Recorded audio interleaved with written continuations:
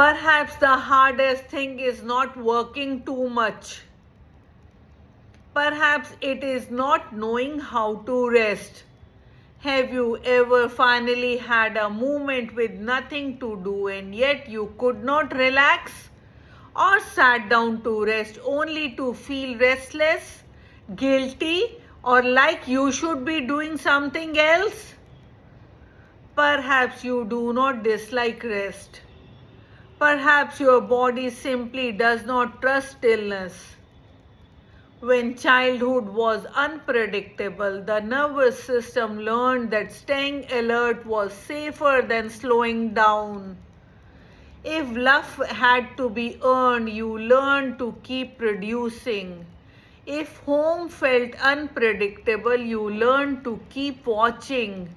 If your value was measured by what you did, you learned to keep proving.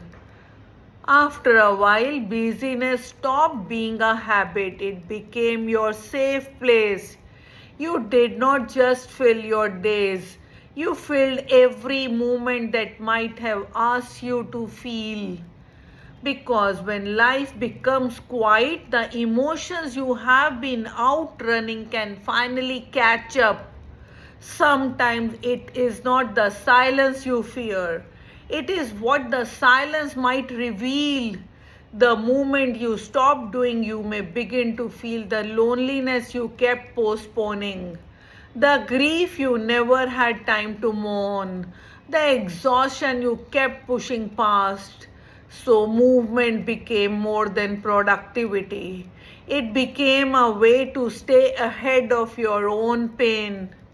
Over time, you stop associating rest with peace and you begin associating rest with vulnerability.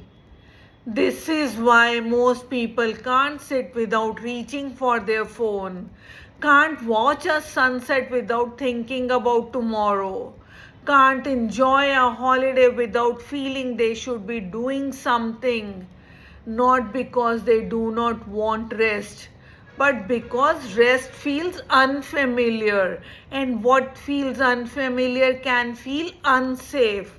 Sometimes you call it being a hard worker, sometimes you call it staying productive or keeping busy.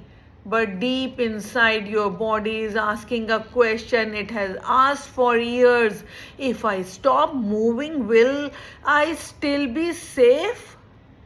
Healing does not begin when you force yourself to rest. It begins when your body slowly learns that stillness is not the same as danger, that you do not have to be productive to be valuable. You do not have to be useful to be loved. You do not have to keep proving yourself to deserve peace. Perhaps real rest is not the body finally stopping. Perhaps it is the body finally believing it no longer has to keep surviving. Perhaps the greatest sign of healing is not how much you can do. Perhaps it is how safe you feel when you do absolutely nothing. Because true rest is not the absence of movement, it is the moment your body no longer believes it has to keep proving that you deserve to be safe. In the next episode, we will explore burnout, emotional exhaustion, and survival mode. Why some people keep going long after they are exhausted. Why they cannot slow down even when every part of their body is asking them to. Because burnout is not a lack of strength, it is the moment the body can no longer carry what the heart has been silently enduring. Together, we will discover why survival can look like strength until one day the body quietly says, I cannot carry this alone anymore.